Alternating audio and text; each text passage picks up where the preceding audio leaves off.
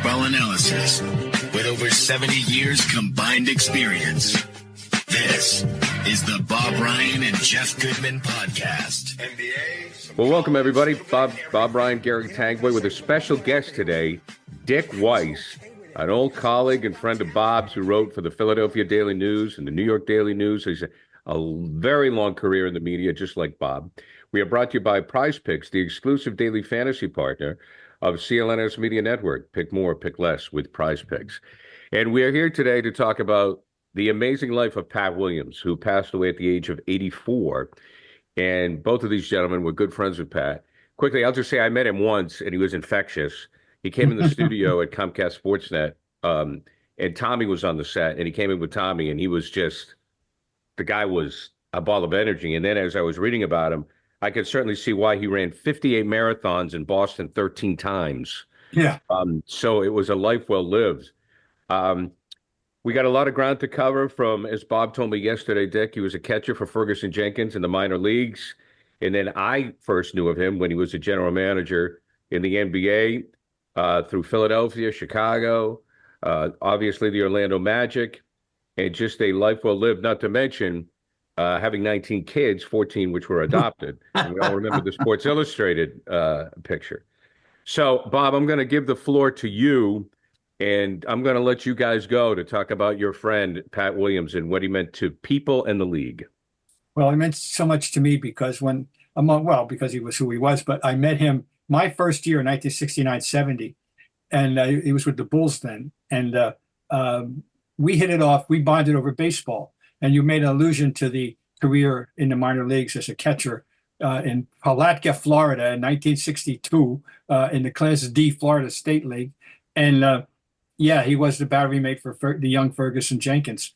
He had been a best baseball player at Wake Forest from the Wilmington, Delaware area, went to Tower Hill, which is a preppy school in Wilmington. And then he went to Wake Forest. Anyway, we hit it off over baseball, even though the professional reason was, basketball. But we maintained this baseball bond for till the day he died. So that was always our big connection. But the guy was just so, you mentioned, a positive force and so infectious and funny. Just a guy you want to be with. I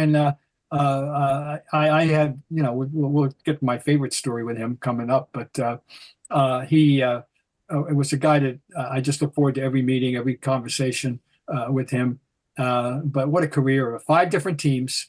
People, the one I forget, by the way, is the Hawks, and right. The fact that he's the guy that traded Pete Maravich to the Jazz, and that I don't know how that went over too well in Atlanta. But and then of course finally, he was the heart and soul of getting the reason the Magic got created.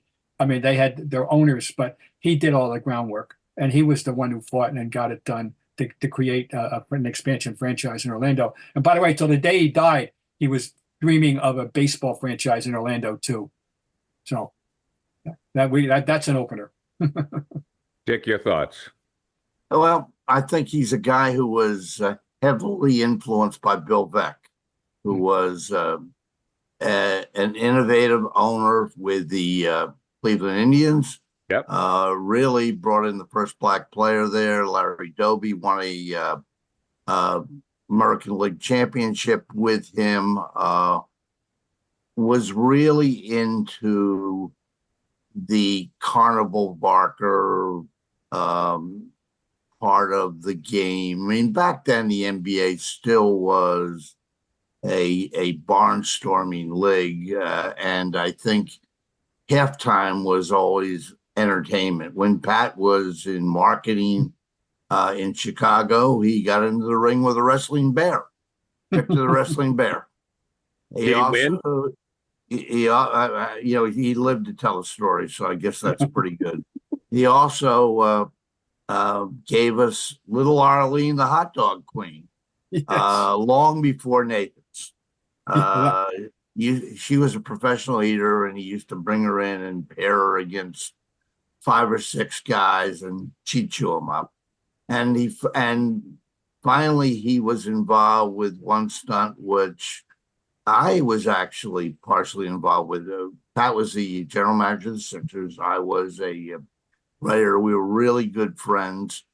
He was always looking for new acts. The day before they had a Sunday afternoon game, it was a doubleheader at the Bluster, and they had a 10-year-old kid out there who was a ball handling wizard, and his little brother would introduce him. So I got on the phone with Pat, you got to get this kid down here. You'll love him. You'll love him. You'll love him.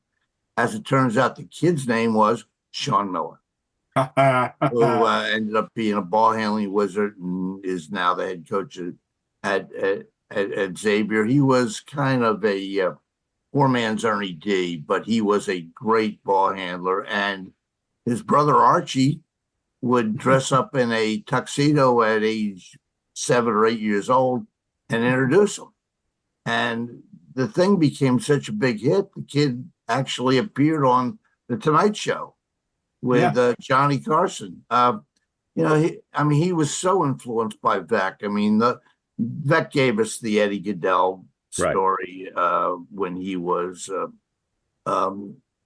with the St. Louis Browns. And Veeck, this is something I didn't know. Veeck actually came up with the idea of putting ivy on the Wrigley Field walls. I did not know that. He's the guy he planted the ivy, Dick. He was an adopted son or a nephew or something. Anyway, he was a popcorn vendor when he first started. He planted the ivy at Wrigley, which is pretty amazing. And he actually had one day where they called it Grandstand Manager Day, where he let the fans determine what the team should do by holding up placards. I mean, bunt, steal, walk, take a pitch. I mean, it was crazy. They won that game, by the way, which might tell you more than you need to know about managing. But Pat was great, and I don't think he ever gets the credit he deserves as a general manager in terms of putting together teams. I mean, he inherited a 76ers team that was 9-73. In the next 3 years, he gets Daryl Dawkins through the draft. He beats the Knicks out for George McGinnis, and he gets Julius Erving. And when the Irving thing came up, I still remember him going up and meeting with Fitz Dixon, who was a sportsman who knew very little about basketball, but wanted to own a professional sports teams. And so Pat's making this big pitch. We got to get this guy, And Fitz Dixon says, "Who's Julius Erving?" As it turns out, they signed him for $6 million. And eventually they add some other pieces. They got Bobby Jones in the McGinnis deal. They get Moses Malone, and they became one of the 3 best teams in the league during the early 80s and actually won a championship in 1983. I mean, it was great. There was so much pressure on that team because they had so much talent, Bob. The first year that Julius was there, they finished runner-up to the Portland Trailblazers in the NBA playoffs. And after the season, Pat decided to come up with a slogan for next year's season ticket campaign. We owe you one. There was only one problem. The next year they lost to Washington in the playoffs. And so the fans started chanting, "We owe you two." That's true. It's true. Yeah, you're right. He put that 76er team that 1 year. They're one of the best 1 year teams in the league history. Moses was absolutely unstoppable that year, and what a good group that was. And so he can have that on his resume. Yeah, Bob. From what I've read, I'm sorry, I just want to get this in there. It's technically, Dick. It says that he was the first general manager in the NBA with the Bulls. Now, obviously, that means title only. So, Bob, did he help define the role? I didn't know that. That is new news to me. If people are making, if that's an assertion, because it seems to me that there were general managers that maybe it's the title. Jack Ramsey was a general manager. Yeah, Jack Ramsey was general manager in the Sixers. Back when he went from St. Joe's, he went to be the general manager, not the coach. he eventually became a coach. So whoever's saying that, I don't know what they're talking about. Okay. Maybe he was the first general manager with the Bulls. I don't know. Well, Yeah. but it seemed to be entitled. So I was just wondering if he helped like define the role, because you guys know better than anybody. Like in the 60s when he became involved, I mean, guys were coaches, drivers of the bus, general managers, they did it all. So it seemed that you got into the 70s, maybe the roles became more defined. Bob, start at the beginning. Talk about his younger days, born in Philly, lived in Delaware, then ended up playing baseball before going to basketball. Well, his father was friends with, or had been a player, and had been friends with Ruley Carpenter, who owned the Phillies, and so that got him an entree as eventually he was kind of brought up in it. Definitely, there was a sport. He was a sports pup. He was brought up in it, and he obviously took to it. And as I say, think about this. In 1962, he's a catcher in the Class D. That's what we had. For people who don't know, the minor leagues in those days had Class A, B, C, D, Double A, and Triple A. Okay, and there were two major Triple A leagues: the International League and a Pacific Coast League. Three, and American Association. Anyway, this is the world where it existed in 1962. By 1967, when he was 27 years old, he is the Sporting News acclaimed general manager of the year of Class D baseball for the job he had done at Spartanburg, South Carolina. So he went directly from playing into administration because they recognized his talent, his extreme talent. And of course, he was, as Dick said, a Veeck acolyte. He's a Veeck product. By the way, the great slogan that came out of that he used to live by was, Bill Veeck said, "You can't always win the game, but you can always have fun." And that was Pat's guiding credo when he was promoting. But at the same time that he was doing all the promotions that we know, he was about basketball still. He wasn't just some marketing nerd. He was about, as he proved, he assembled a championship team eventually. When I first met him, he was with the Bulls, and he liked gossip. You know that thing. He loved and he's the guy that nicknamed Jerry Krause the Sleuth because of his mysterious ways of going about his business. So he's got Jerry Krause on his resume. Bob, one thing that I should point out, his dad was the baseball coach at Tower Hill. Okay. And he and Ruley Carpenter were actually classmates so there was a natural built-in relationship. I knew there was a Carpenter connection, sure. Yeah, and the Carpenters owned the Phillies forever, it seemed like, and so it was a perfect fit for him. Yeah, and he made the most of every opportunity he had. Mm-hmm. Well, and Dick, Bob also told me he caught a future Hall of Famer in the minor leagues. Yeah, Ferguson Jenkins was in Palatka, Florida, and because Jenkins was eventually traded to the Cubs, where people don't realize that he wasn't always a Cub, but he was a Philly originally, and then he went to the Cubs on his way to the Hall of Fame, and launched the Hall of Fame career with the Cubs. Anyway, it's a guy that you make a phone call and it would be a joy. I mean, we'd have so much fun just talking. How many phone calls did he make to you when he was writing books? He must have written 21 books. But said he'd always get in the phone, Gary, and ask you for a story, right, Bob? Yeah, he was famous for that. Just think about that. In the midst of everything else, he's not using some ghost author. He's doing it. And Dick knows very well, and I know about writing books and what it's like having a giant term paper over your head every day. And he was doing that in the midst of all the other things he was doing, including adopting those 14 kids, which is a whole other story. There was nothing better during the summer than experiencing a sunny afternoon at the ballpark, or maybe a nice summer evening, catching a ball game live in person, not streaming, not on your phone, not on the radio, not on the TV. I remember driving down from Maine every summer. It was a big deal. We get tickets to see the Red Sox at Fenway Park. And I just remember seeing the green grass as you'd walk up through the tunnel. It was like heaven. And I want you to have the same feeling. So go download the Game Time app and go see a game. Game Time is an authorized ticket marketplace of Major League Baseball, so it's really easy to use. You can get your tickets faster and easier. Plus, as you get closer to the first pitch, the prices on Game Time actually go down. They have killer last-minute deals. They have the lowest price guarantee, and you can check out the view from your seats. Now, it's really easy. You just go to your phone, you download the Game Time app, you scan it, and you can see there are great seats to the Sox and the Yankees, or if you want that down-home minor league feeling, you can go see the Woo Sox or your favorite minor league club that's close to you. I go to Worcester and Polo Park. It is a great place to take the family to see a game. Very economical, too. Plus, Game Time also has great deals on the New England Revolution and Patriot preseason games. You can get last-minute deals and save up to 60% off on sports, concerts, comedy, and theater. You can save even more when you choose the section and you let Game Time choose the seats.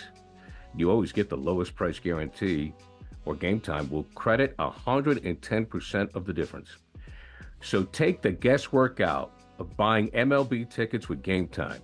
Download the Game Time app today, create an account, and use code CLNS for $20 off your first purchase. Terms apply. Again, create an account and redeem code CLNS for $20 off. Download the Game Time app today.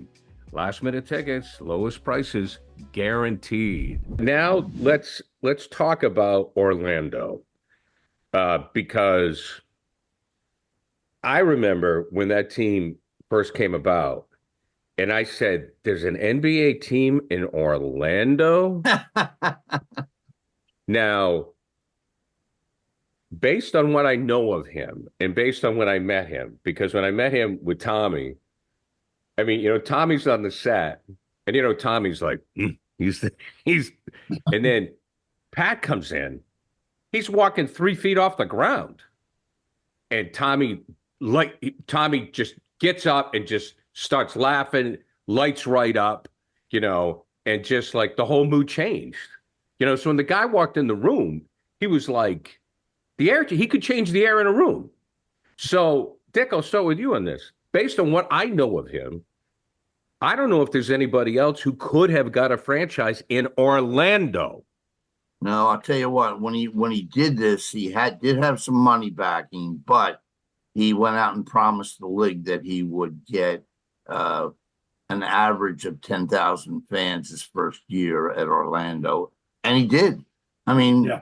The one thing you got going, it's a destination town for obviously Disneyland and SeaWorld and right.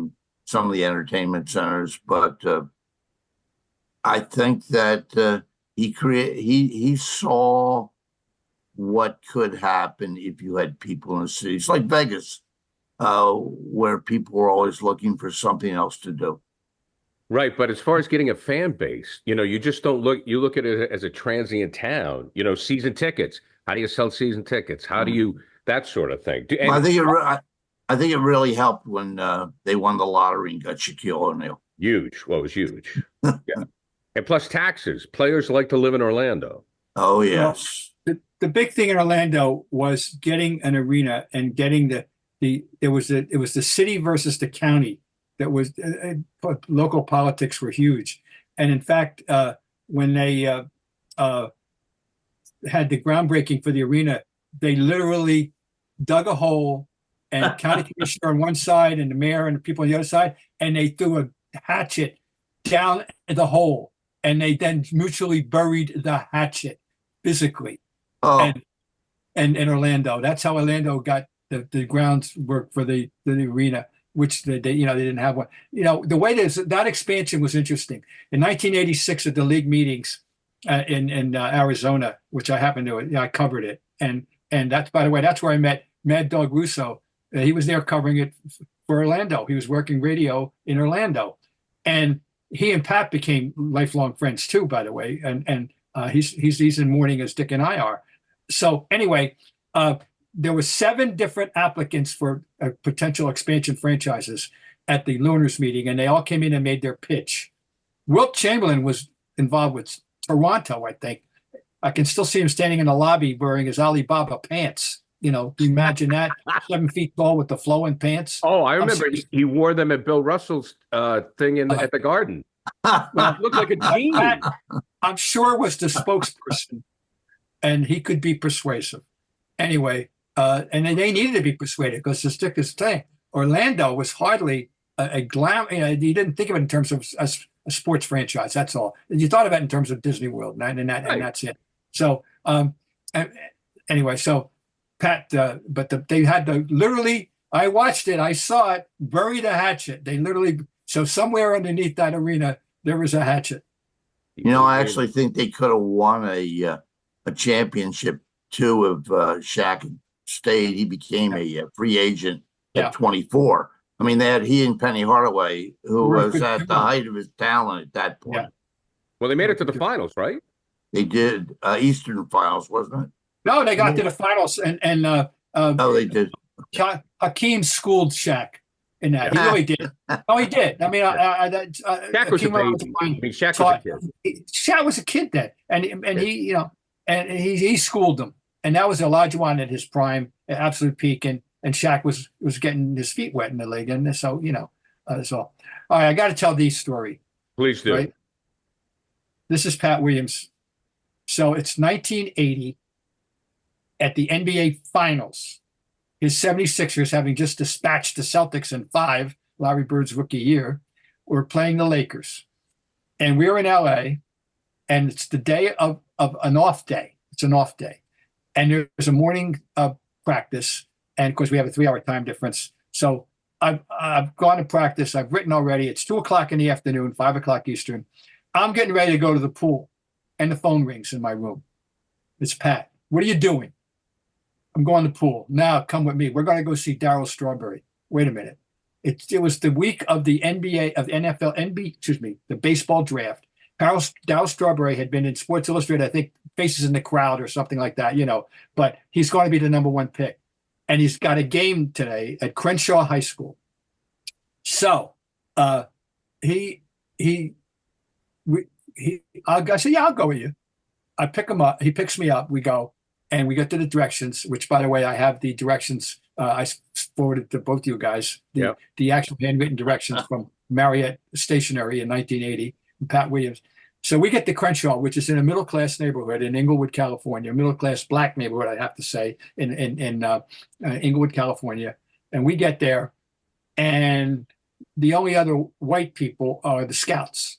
And so we're there watching the game.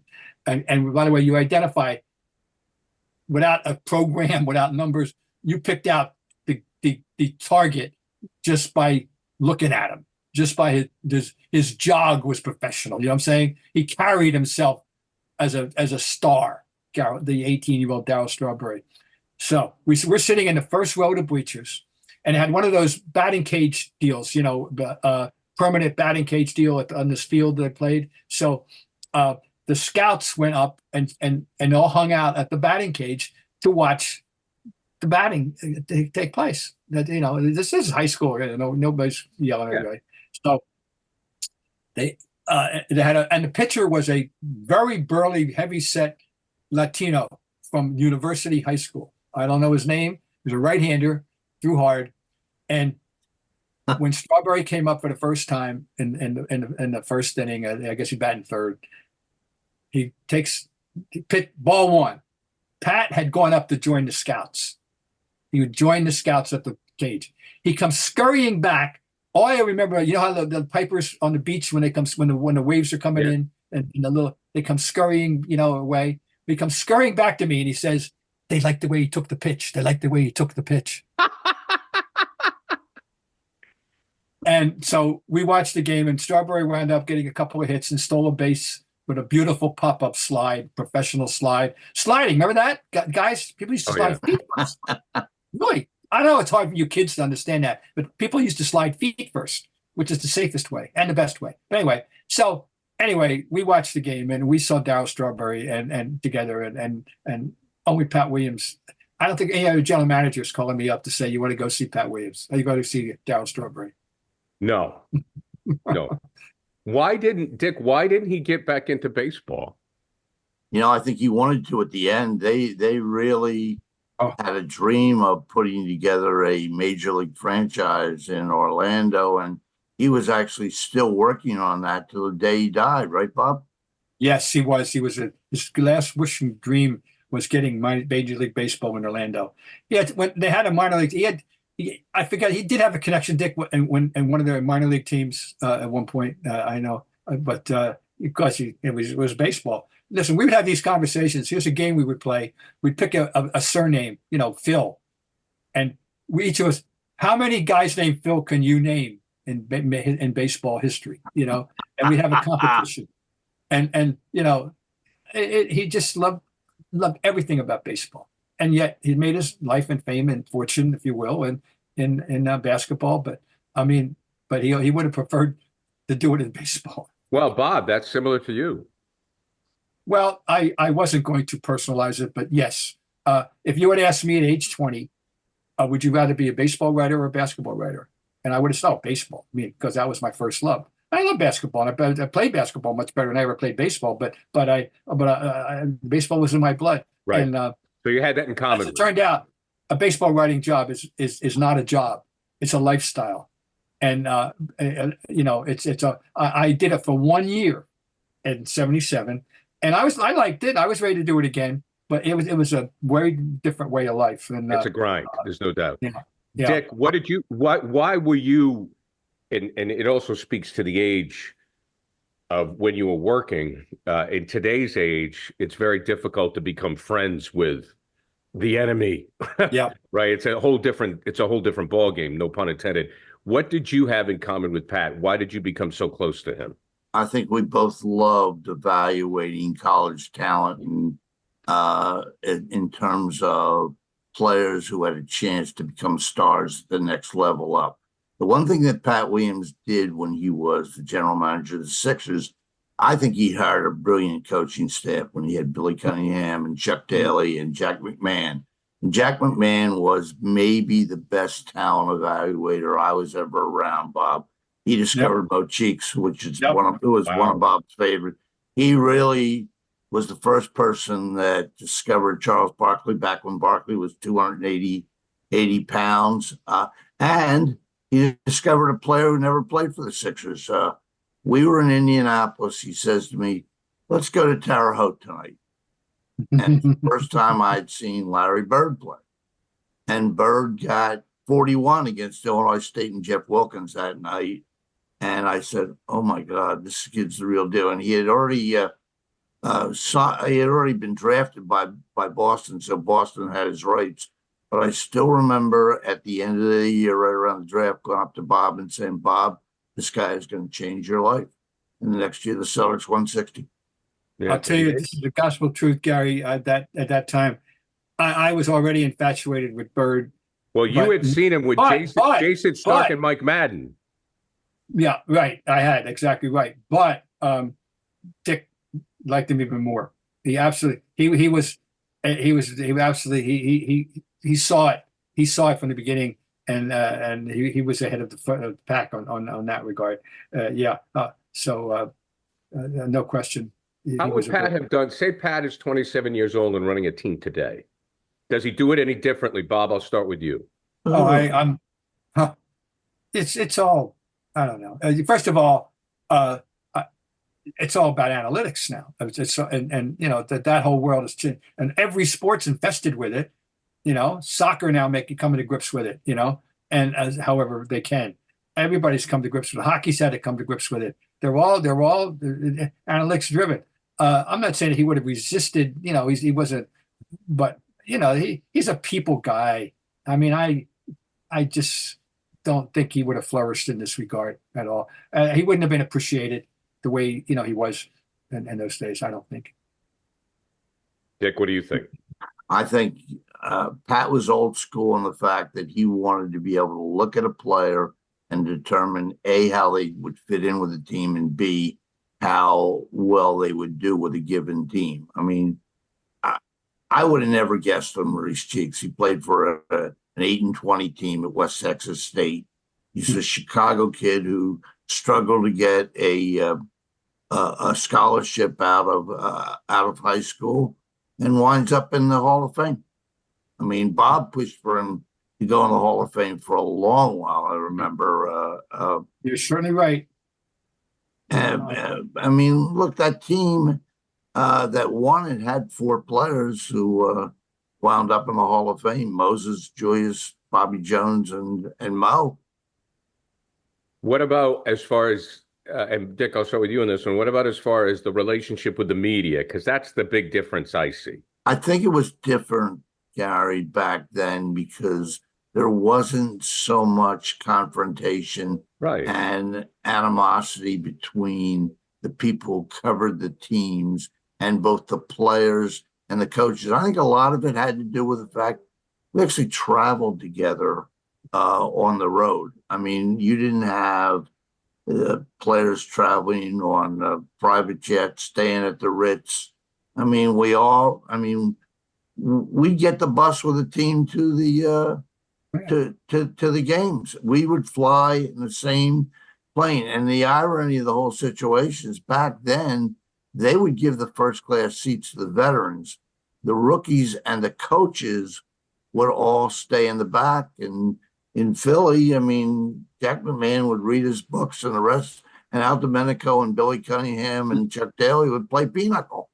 But you got to know these guys personally, and there was a level of respect between you and the majority of players because you were all in this together. We hadn't reached the magic bird crossing yet. And we certainly hadn't reached the Michael Jordan era where the Bulls actually became bigger than the league that they played in. It was a giant fraternity, and I'll give you a perfect example. It really was.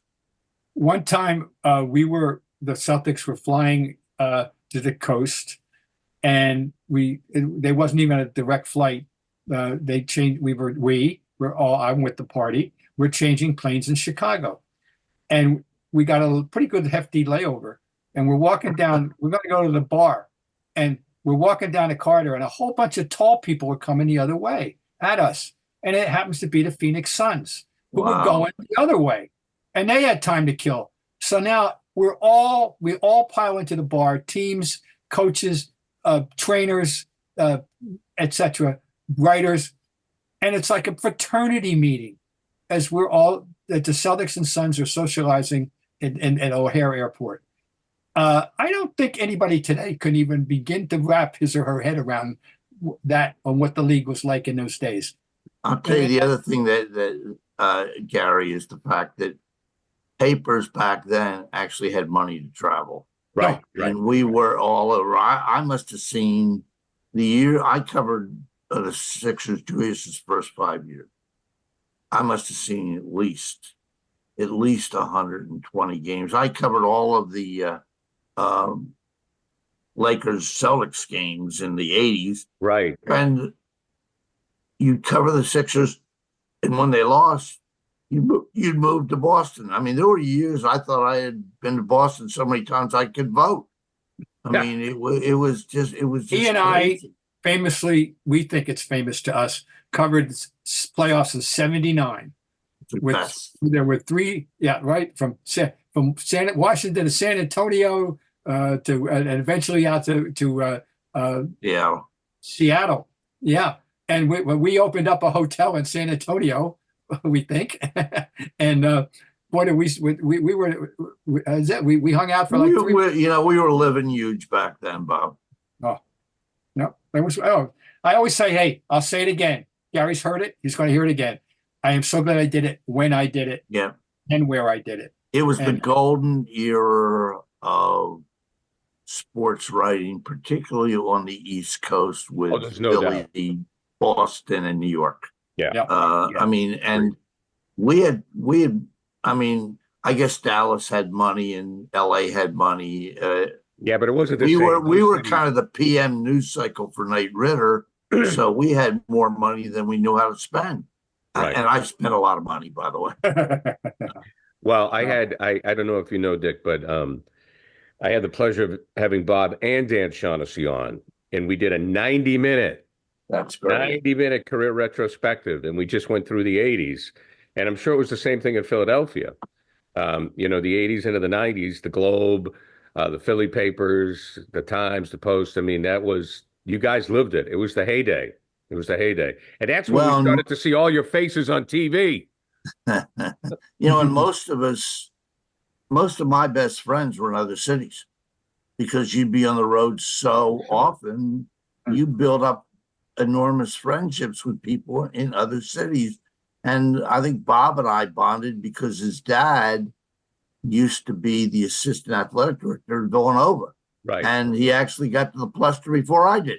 I beat him there. That's a big thing in our business. Because this is the ultimate basketball guru right here, Mr. Weiss. And he was weaned on the Palestra, but so was I. So were you. Well, I felt that was the connection when I was looking at your bios. Okay, now let's get to Pat Williams, the humanitarian. Bob and I were talking about it the other night. I still have the Sports Illustrated picture in my mind at the pool. So according to what I've read, 19 kids, 14 were adopted. Okay. Well, first of all, he was a staunch Christian man. He was a man of faith. And I think it's all stemmed from him thinking that it was the right thing to do to take care of these kids, to help. And they all lived at his house in Orlando. International, or somehow, some way, yeah. I just said in his obit they talk about that the food bill was $1,500 a week. That's correct. And the amazing thing is the kids were from all over, Bob. Oh yeah, they were international. Oh yeah, he had an international family. Yeah, and his own kids, and his own Jimmy, his oldest. Yeah, who's in the sport. Who's he with now? That's the one that most of us met first. Yeah, but I remember that Pat announced his birth over the draft, on the squawk box of the conference call, and that the Bulls said a new draftee, a young James Williams. So yeah, I was that was circa 1970 that he announced over the squawk box that he had. But why did he do it? But why did he do it? How did he do it? I mean, we don't know how would I know how he did it? I would say this. I think he thought it would save his first marriage. Yeah. I honestly do. Yeah. Why do you say that? I think that he believed that family was a bonding situation. Yeah. I mean, he was married. His first wife was, I don't know, was she Miss Illinois, or she was certainly good looking enough to Miss Illinois. She sang the national anthem at the Bulls game. Isn't that how we met her? And I really liked her. I was surprised. It was when they got divorced. It was front page news in the Orlando paper. Oh, I can imagine. Because there's notoriety as with that time when it was so well known that he had all these kids, and there's nobody like him, and of course he's a pillar of sports industry in Orlando. And I'm shocked if it weren't. Yeah, he never really forgot his roots, though. He still would come back to Philadelphia every year to do the MC job for the Philadelphia Sports Hall of Fame. Mm-hmm. And I was lucky enough when I got inducted, he was actually doing it still, which is great. I loved seeing him whenever I could. Me too. Well, guys, Mike, go ahead, Bob.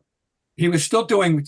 Now he was diagnosed with melanoma, myelinoma, whatever, not melanoma, a cancer in 2011. So he's been battling that for the last 13 years, and yet he worked through it as much as he could.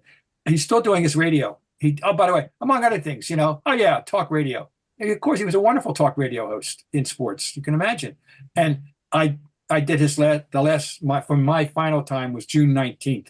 I was on his show, and so that was my last conversation with Pat.